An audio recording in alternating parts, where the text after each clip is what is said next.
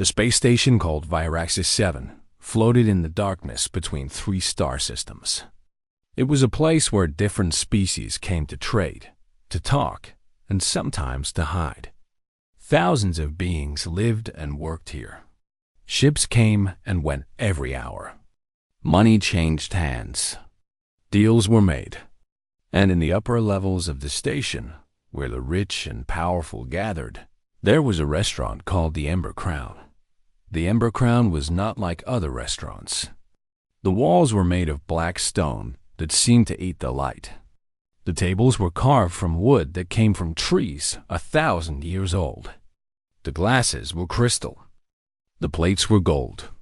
A single meal here cost more than most workers earned in a month. But people paid. They paid because the food was perfect. They paid because being seen here meant you were important. And they paid because the owner was a dragon. Calthraxis the Obsidian had lived for 4,000 years. He had seen empires rise and fall. He had watched stars die. He was as long as a small ship, covered in scales that were black like the space between stars. His eyes were gold and ancient and filled with secrets. His wings, when he spread them, could block out the light. He had claws that could tear through metal and teeth that could bite through stone. But Calthraxis had not killed anyone in a very long time. He had found that there were easier ways to get what he wanted: money, influence, fear. These were better weapons than claws. Tonight, the restaurant was closed to normal guests. Tonight, Calthraxis was hosting something important. 3 groups had come to his table. The Sharath were insect beings, tall and thin, with many arms and eyes that saw in all directions. The Valorians were made of living crystal, beautiful and cold, their bodies catching the light like diamonds. The Taurisk were large and furry, with thick arms and deep voices. These 3 species had been at war for 20 years. Millions had died. Planets had burned. And now, finally, they'd agreed to talk about peace. Calthraxis would be the one to help them talk. If the peace talks worked, he would become even more powerful. Every government would owe him a favor. His name would be remembered for 1,000 more years. This was why he had spent months planning this dinner. Every detail had to be perfect. Maya-chan carried a tray of water glasses across the floor. She moved carefully, keeping her back straight and her eyes down. She was 24 years old, small and thin, with dark hair pulled back from her face. She had worked at the Ember Crown for 8 months. She was the only human on the staff. Humans were not special in the galaxy. They had no claws or scales. They could not read minds or control fire or see in the dark. They lived short lives and died easily. Most species thought of them as background noise. Useful for simple work. Easy to ignore. Maya had learned to use this. Being ignored meant people talked freely around her. Being forgotten meant she could watch without being watched. She filled the water glasses of the Sharath delegates. They did not look at her. Their many eyes were fixed on the Taurisk across the table. Old hatred burned in those eyes. Maya moved on. She filled the glasses of the Valorians. They were beautiful in the way that ice was beautiful, cold and sharp and dangerous. They also did not look at her. She was furniture to them. A tool that poured water. Maya had seen this before. Back on Earth, before she left, she had worked in places where powerful people gathered. She had learned to read rooms, to feel the tension in the air, to notice small things that others missed. Her father had taught her this. He had been a soldier once, before the war that destroyed their city. He had taught her how to survive. And right now, Maya felt something wrong. She could not say what it was at first. The room looked normal. The delegates talked in low voices. The other waiters moved back and forth with trays. Soft music played. Everything seemed fine, but it was not fine. Maya kept working. She carried empty plates to the kitchen. She brought fresh bread to the table. She smiled and nodded and stayed quiet. And all the time, she watched. There was a new waiter working tonight. His name was Cyrix, and he was supposed to be a Valorian. His body was crystal, like all Valorians. He moved smoothly. He spoke politely. But something about him made Maya's skin feel cold. She watched him pour wine for the Sharath delegation. His hand was steady. His face was calm. But his eyes moved too much. They swept the room again and again, checking the doors, checking the windows, checking the position of every person. This was not how a waiter looked at a room. This was how a hunter looked at prey. Maya watched his body. Valorians were made of crystal that grew from a seed in their chest. Their weight sat low, near their center. They moved like dancers, balanced and light. But Cyrix moved differently. His weight was higher. His steps were heavier. He moved like someone wearing a costume, not someone living in their own body. And then Maya saw his hand.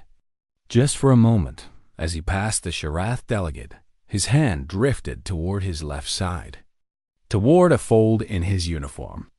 It was a small movement, quick and careful. No one else noticed, but Maya thought she had seen that movement before. In the refugee camps after the Silence War, when food was scarce and people were desperate. When strangers came into the camp with weapons hidden under their clothes, they always touched those weapons. Just small touches, checking that the weapon was still there, making sure it was ready. Maya's heart began to beat faster, but her face stayed calm. She had learned a long time ago how to be afraid without showing it. She looked at the dining room. She counted the people. 6 delegates from 3 species. Calthraxis at the head of the table. 8 waiters including herself and the one called Cyrix. 4 guards at the doors, but the doors were sealed. This was supposed to be private, secure. No communications in or out during the dinner. No communications. No way to call for help. Maya looked at the dragon. Calthraxis was listening to the Taurisk ambassador talk about trade routes. His great head was tilted slightly. His golden eyes showed nothing. He did not know. He had lived for 4,000 years, but he did not see the danger standing 10 feet away from him. Maya understood what was about to happen. Someone had sent an assassin. Someone wanted these peace talks to fail. Someone wanted the dragon dead. And she had perhaps 3 minutes to stop it. She picked up a cloth napkin from an empty table. Her hands were shaking slightly. She steadied them. Then she pulled out the small stylus she used for taking orders. She had to warn him. She had to find a way. And she had to do it without the assassin seeing. Maya-chan took a deep breath and began to write. Maya's hand moved across the napkin. The stylus left thin marks on the white cloth. She had to keep the message short. She had to make it clear. There was no time for long explanations. She wrote 7 words. Just 7 words that might save everyone in this room. Listen. Impostor waiter. Armed. Left side. She folded the napkin carefully. Her fingers did not shake. Years ago, when she was young and scared in the refugee camps, her hands would shake all the time. But she had learned to control that. Fear was useful. It made you fast and sharp. But showing fear got you killed. Now she had to deliver the message. She had to put this napkin into the dragon's hand without the assassin seeing. She had to do it in a way that looked normal. Maya thought about what she knew about dragons. Calthraxis was old, ancient. He had senses that humans could not imagine. His eyes could see heat. His ears could hear sounds too high or too low for human ears. He could smell emotions in the air. If she could just get close enough, if she could just get his attention for one moment, he would understand, but she had to be careful. The assassin was watching the room. If she did anything strange, anything unusual, he would notice. And then he would strike early. And then everyone would die. Maya looked at the wine bottle on her serving card. It was draconic red, a wine that came from the dragon homeworld. It was worth more than she earned in a year. Only Calthraxis was drinking it. The other species preferred their own drinks. This meant she had a reason to approach his end of the table. She picked up the bottle. She walked toward the dragon. The assassin called Syrinx was on the other side of the room now. He was refilling water glasses for the Valorian delegates. His back was to her. Good. Maya kept walking. Her steps were slow and even. A waitress doing her job. Nothing special. Nothing to notice. Calthraxis sat at the head of the table like a king on his throne. His chair was made of iron and stone, built to hold his enormous weight. His tail curved around behind him, lying still on the floor. His wings were folded against his back. His scales caught the light and threw it back in dark patterns. He was listening to the Sharath delegate speak. The insect being was clicking and buzzing, its many arms moving as it talked. Maya did not understand the words, but she understood the tone. The Sharath was unhappy. The Sharath wanted something that the others did not want to give. Maya reached the dragon's side. She lifted the wine bottle. "More wine, sir?" she asked. Her voice was quiet and polite. A servant's voice. Calthraxis did not look at her. He made a small sound that meant yes. Maya began to pour. The red wine flowed into his glass like blood. Like liquid fire. As she poured, she placed the folded napkin beside his foreclaw. Just a small movement. Just a gentle touch of cloth against scale. She let her fingers rest there for 1 heartbeat. 2 heartbeats. Then she looked up at his face. The dragon's eyes turned to her. Gold and ancient and deeper than time. For one moment, Maya felt like she was falling into those eyes. Like she was drowning in 4,000 years of memory. She felt small. She felt like dust. She felt like nothing, but she held his gaze. She did not look away. She let him see that this was important. She let him see that she was afraid but not running. She let him see that she was trying to help. Then she stepped back. She lowered her eyes. She turned and walked away. Behind her, she heard no sound. No movement. The dragon did not pick up the napkin. He did not read it where others could see. But Maya knew he had felt it. She knew he understood that something had been given to him. A message. A warning. Now everything depended on him. Maya returned to her station near the kitchen door. Her heart was pounding so hard, she thought others might hear it. But no one looked at her.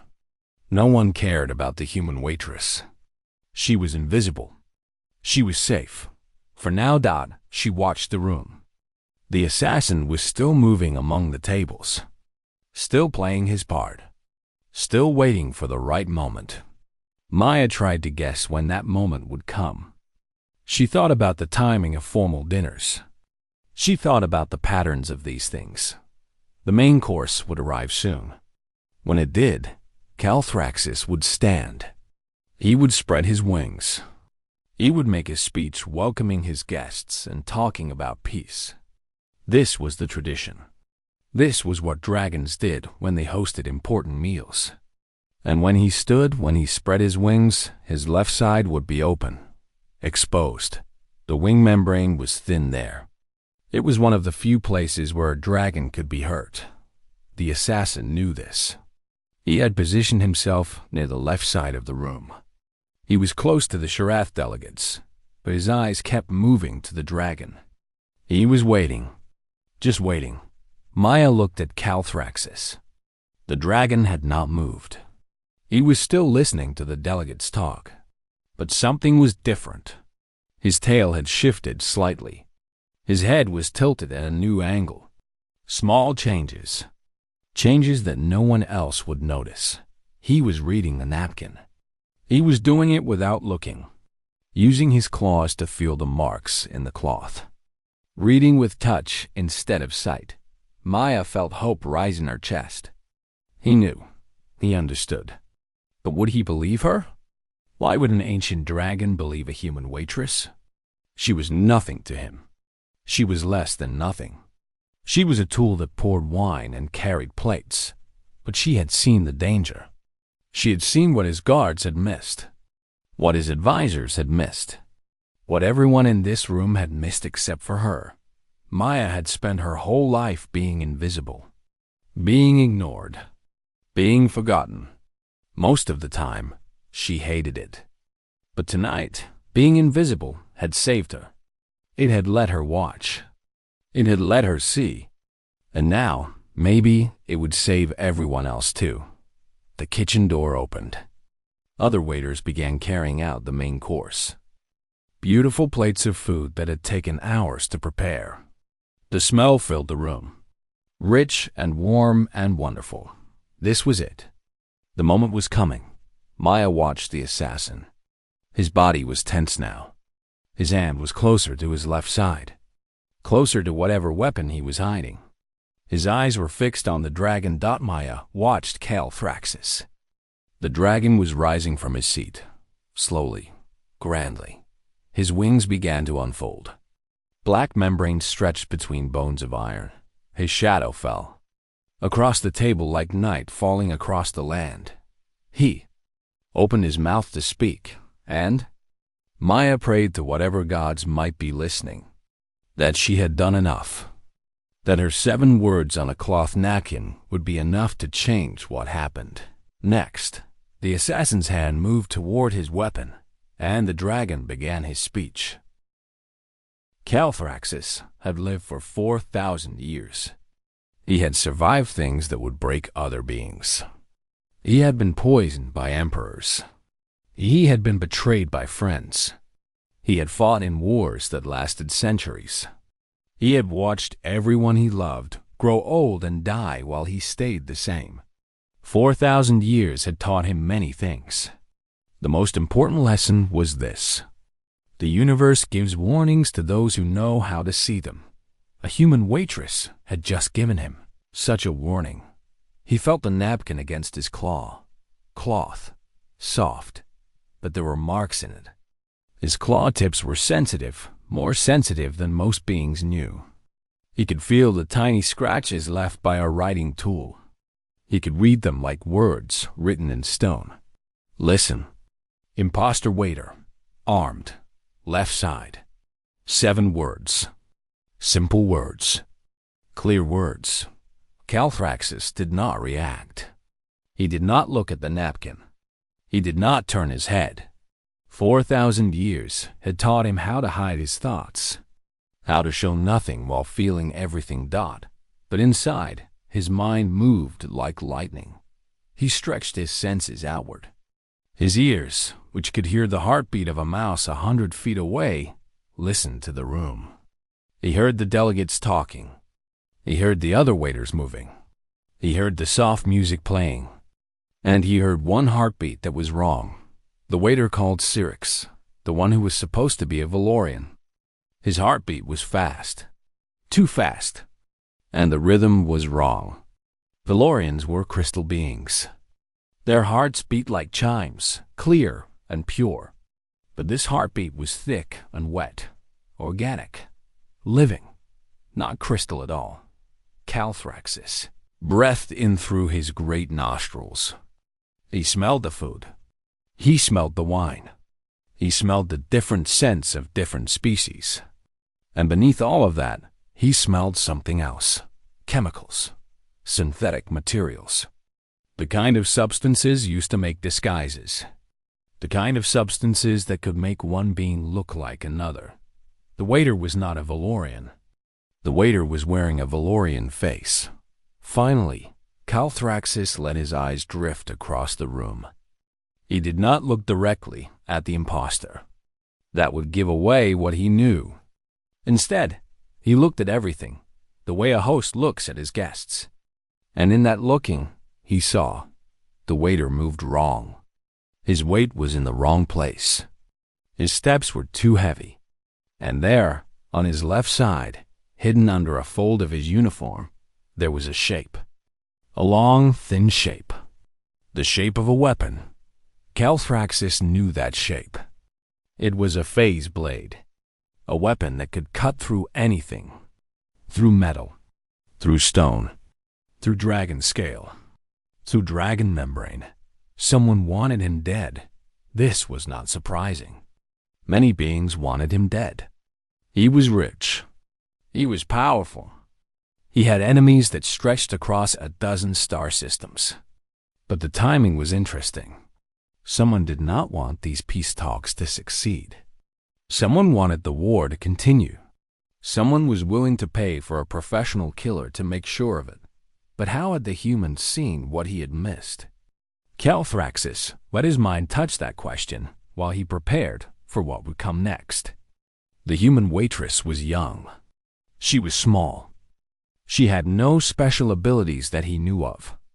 His security team had scanners that should have detected the disguise. His advisors had telepaths who should have sensed the hostile intent. Yet all of them had failed. And this human, this simple creature who poured wine and carried plates, had seen the truth. He remembered something his grandmother had told him long ago. She had been older than mountains, wiser than time. She had said, "Never dismiss the prey species, young one. They survive by seeing what hunters miss." Humans were prey. On their own world, everything had wanted to eat them. They had no claws, no scales, no venom, no armor. They should have died. They should have become extinct before they ever left their caves. But they had not died. They had survived. They had grown. They had spread across the stars. Perhaps there was more to them than he had. But now was not the time for such thinking.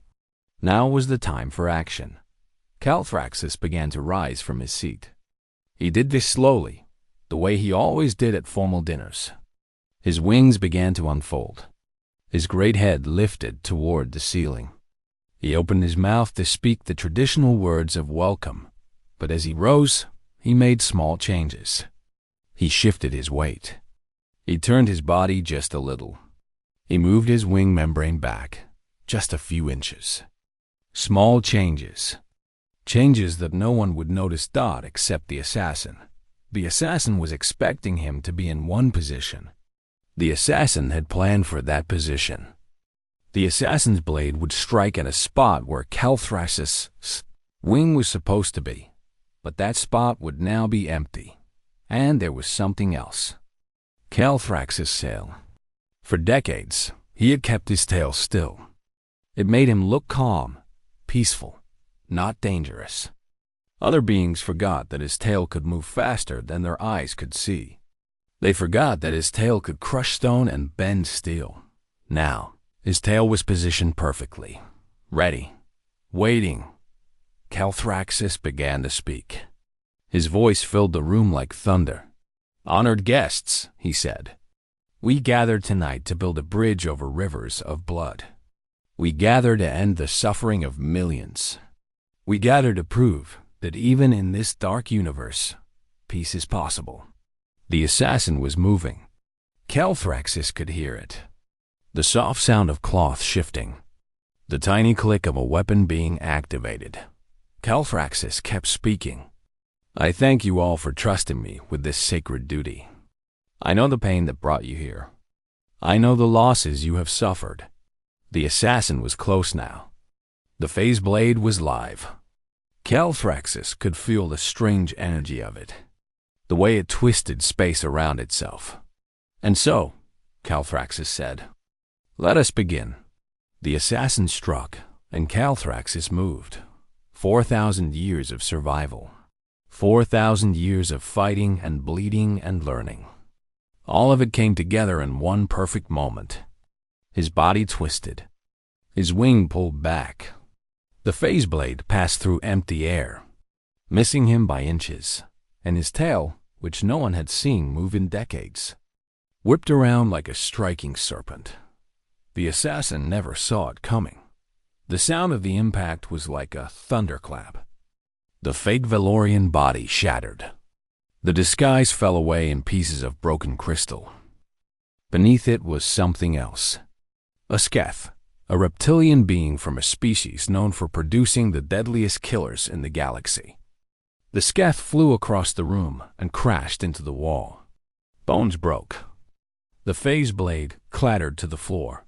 For a moment, there was silence. Then, chaos began. Everything happened in 17 seconds. Later, when the security teams reviewed the recordings, they would count the seconds one by one.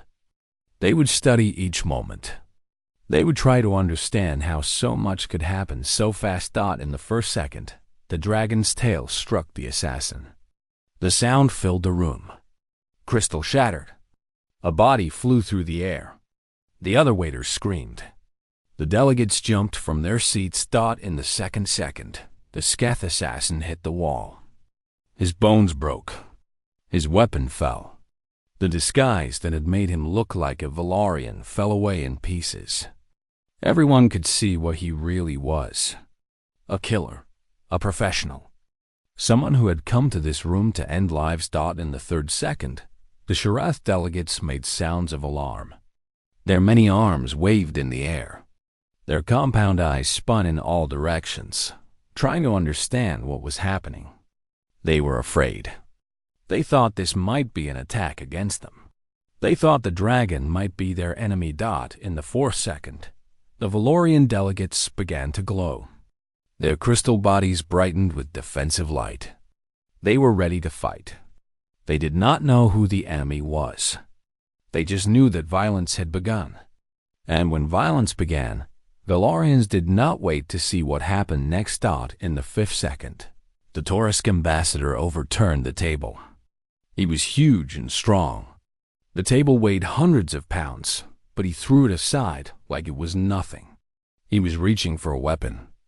But his weapon had been taken at the door. All weapons had been taken at the door. He had nothing to fight with. In the sixth second, Calthraxis put his foreclaw on the fallen assassin. The dragon pinned the Sketh to the floor. His golden eyes burned with ancient anger.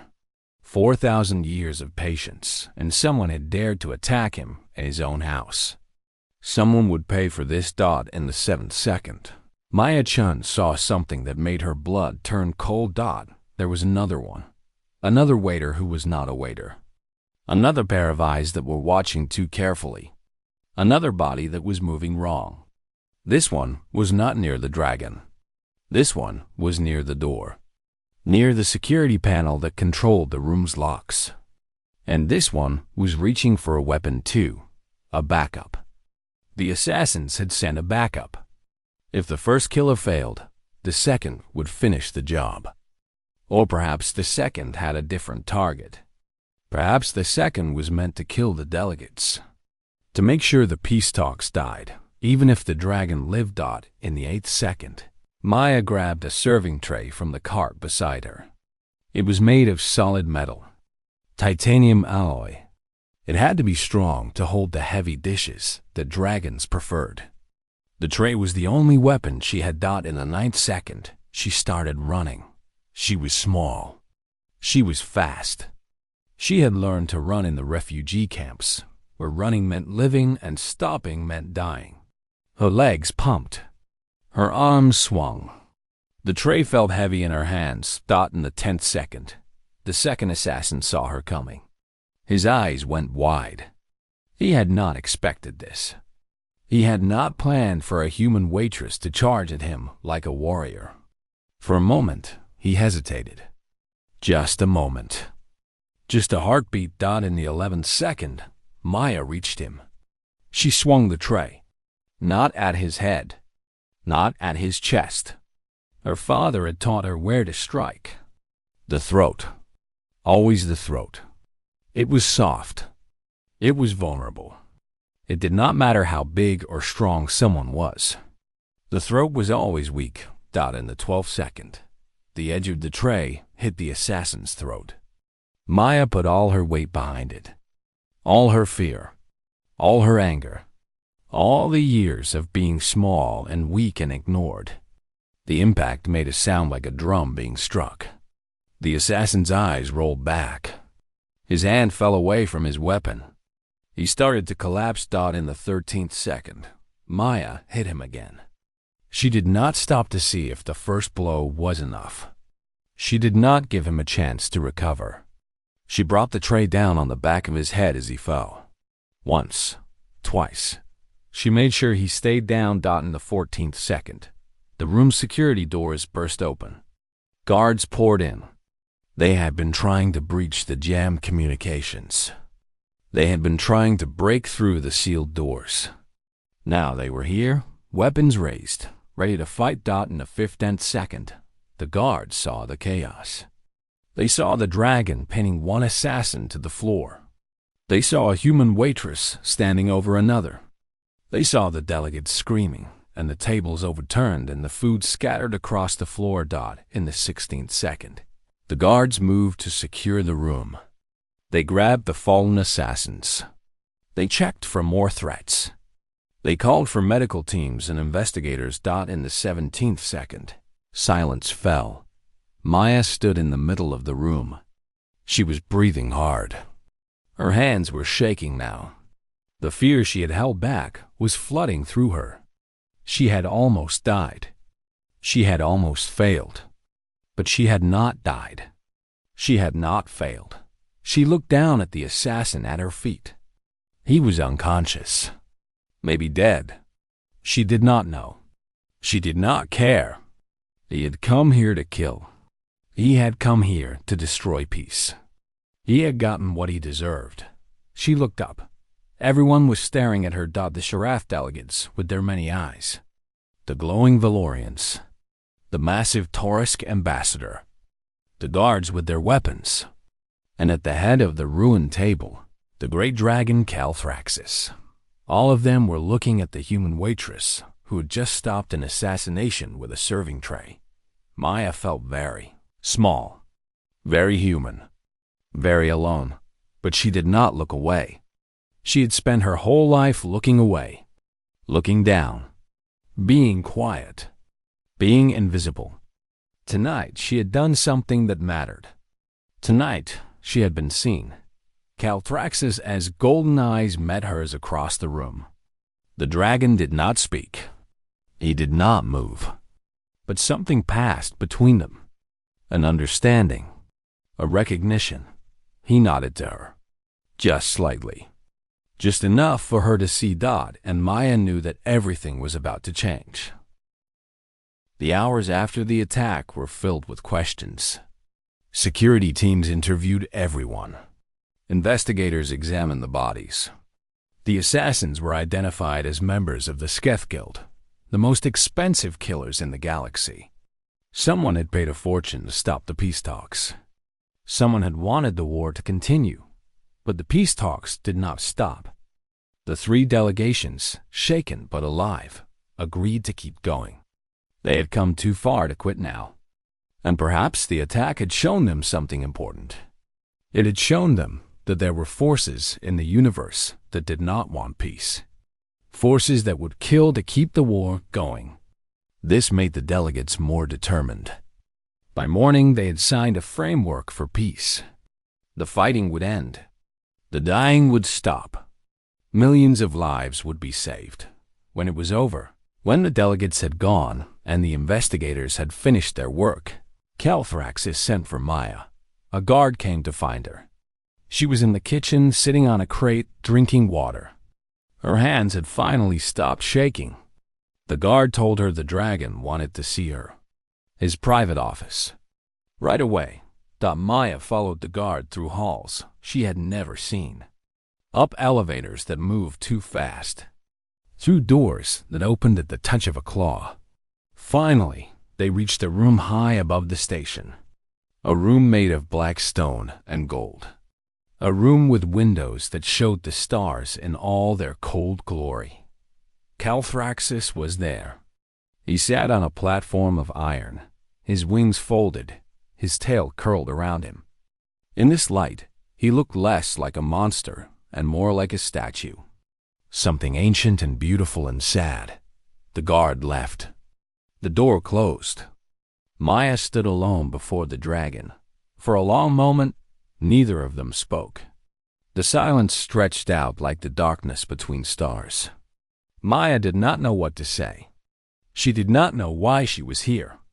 She was just a waitress. She was nothing. Then the dragon spoke. His voice was softer than before, less like thunder, more like stones rolling in a deep river. How did you know? Maya thought about the question. She thought about the assassin and his false crystal skin. She thought about the small things she had noticed. The weight, the movement, the eyes. His weight distribution was wrong, she said. The Lorians grow from seed cores in their chests. Their mass sits low. He moved like someone wearing a costume, like someone pretending, and his eyes were wrong too. He watched the room like a hunter, not like a server. Servers look at plates and glasses. Hunters look at targets. She paused. There was more. And he kept touching his left side, she said. Just small touches, checking. People do that when they carry something they are not used to. Something heavy. Something important. Something hidden. Calthraxis was silent for a moment. His golden eyes studied her. She felt like a book being read, like all her secrets were open to him. I have advisors, he said slowly. I have guards with cybernetic eyes. I have telepaths who can read thoughts. I have security systems that cost more than planets. None of them saw what you saw. None of them knew. Maya did not know what to say to this. It was true. She had seen what others had missed. But she did not understand why this was special. They were not looking, she said finally. They trusted their machines, their powers. They thought they would know if something was wrong. So they stopped paying attention. I do not have machines or powers. I only have my eyes. So I keep using them. The dragon made a sound. It might have been a laugh. It might have been something else. Your species, he said. Humans.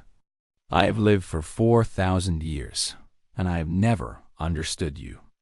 You have no natural weapons, no armor, no special senses. You die so easily. You live such short lives. By all logic, you should have gone extinct long ago. Yet here you are, spreading across the stars, surviving. He leaned forward. His great head came closer to her. She could feel the heat of his breath. My grandmother told me once to never dismiss the prey species. She said they survive by seeing what hunters miss. I think I understand now what she meant. Maya thought about this. She thought about Earth, about the millions of years her ancestors had spent being hunted. By lions, by wolves, by things with teeth and claws and speed. Humans had none of those things. But they had survived. They had watched. They had learned. They had passed down the knowledge of danger from parent to child, generation after generation. Everything on our world wanted to eat us, she said. We learned to see threats before they became attacks. We learned to read movement and intention, to notice small things that did not fit. It is not special. It is just what we are. Calthraxis was quiet for a long time. The stars turned slowly outside the window. Ships moved in the distance, tiny lights against the endless dark. I want to offer you a position, he said finally. Chief of Personal Security. It is a job that has never existed in my organization. I have guards. I have soldiers. But I have never had someone whose only job was to watch, to see, to notice what others miss. Maya felt her heart skip. This was not what she had expected. She was a waitress. She was no one. The salary would make you one of the wealthiest humans in this sector, the dragon continued. You would have resources, protection, power. You would never have to be invisible again. Maya looked at the ancient creature before her. 4,000 years of life. More money than she could imagine. More power than she could dream. and he was offering her a place at his side. She thought about saying no. She thought about going back to her small room, her simple job, her invisible life. It would be safer. It would be easier. But she had spent her whole life being safe, being easy, being nothing. Yes, she said. I accept. 6 months later, Maya stood at another dinner, another gathering of powerful beings from across the stars. She wore different clothes now, not a waitress uniform, something fine and dark and expensive. She stood at Calthrax's side in the position of his chief advisor. The other species looked past her. A small human, a soft creature. Nothing to worry about. They turned their attention to the dragon, to the other powerful beings in the room. They talked about trade and politics and war. Maya watched them. She noticed the small things, the wrong movements, the hidden intentions, the lies behind the smiles. They did not notice her watching. They never did. And that, Calthraxis had learned, was exactly what made humans so terrifying. Not their strength, not their speed, not their weapons or their ships or their armies. Their eyes. Their endless, watching eyes. Eyes that had learned over millions of years of being prey. To see everything. To miss nothing. To survive. Maya smiled softly and continued to watch. Let the galaxy think humans were harmless. Let them think humans were weak. She knew the truth. Humans were the species that had looked into the eyes of every predator in their world and had refused to die. They had survived through watching, through noticing, through being smarter than things with bigger teeth. And now they were among the stars. Still watching, still surviving, still refusing to die.